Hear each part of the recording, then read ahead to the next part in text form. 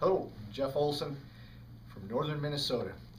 And I'll tell you right off, it's about 11 o'clock at night here and I'm pretty tired. Been up all day and just trying to get this in before the deadline. So we're staying up late. I'm here with my brother-in-law, Kerry Sanis. And we'll just start off here with some of your questions. Tell us about yourself and how you were raised. Well, it seems pretty simple. I was raised up here on a small dairy farm in northern Minnesota. Spent my entire childhood out in the woods. We were making rafts like Tom Sawyer does and hanging out with our BB gun and pocket knives when we were just in grade school. Spent a lot of time with my brothers in just practicing woodcraft or bushcraft and survival skills, and we didn't even know it was called that at the time. It was just being a kid in the woods. Back in the 70s, the parents would let your kids go and roam and be outside, and not that they weren't concerned about your safety, but I don't think they were just as paranoid as kids or as parents are now. Went in the military after high school, spent 10 years in the Air Force, loved it. I was a law enforcement fella. I really enjoyed it. Got to do some of the Johnny Rambo stuff and shoot machine guns and play in the dirt.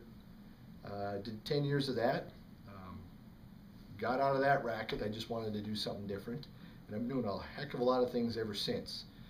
I've been a welder, did some aircraft upholstery because I was good at sewing, which I learned to do as a little kid. We were sewing up our jeans to plug up the holes that we had when we were playing in the sandbox.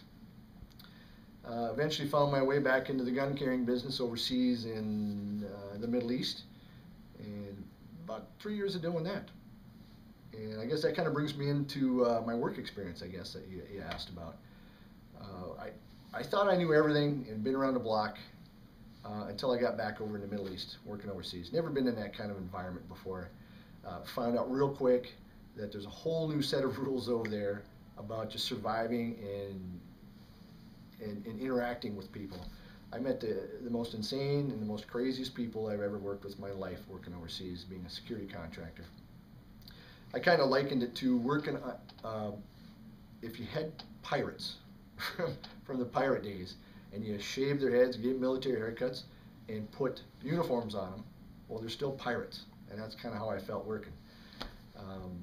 Hung it up just about a year ago and settled back here in Minnesota. The skills, sets I can use in a survival show, well, I'm a fanatic about blacksmithing and making ancient tools or older tools from the turn of the century. And if I could do that every day for the rest of my life, that's what I do. I'd be happy as hell just doing that. And I think that kind of brings me around to a survival situation, an end of the world situation, which I don't think the world ever ends. It's just the society as we know it ends.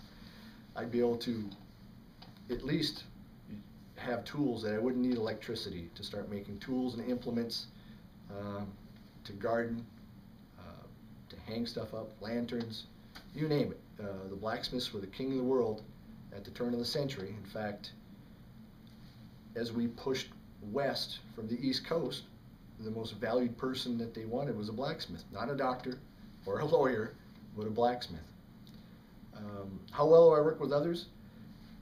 And examples of displaying leadership in my life. Once again, I'm going to bring you back overseas working. You really have to develop a whole new set of skills when you're working with individuals that don't fit into the normal 9-to-5 USA cubicle type working environment. They're making 6-figure incomes, so you got to figure out a way how to lead these people and pull them together, because they could just quit tomorrow and say, I don't need this job. So I had to really learn a really team working type of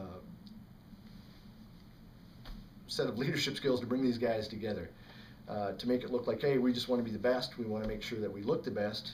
And when you do that, the powers that be, your managers and whatnot, they kind of leave you alone over there, and that's what everybody wants to do. They want to be left alone, do their job, make a paycheck, and then go home. That's about it. That's where I learned the most leadership skills, was working overseas. And like I said before, I thought I knew it all and been around the block until I got back over working overseas. That's it.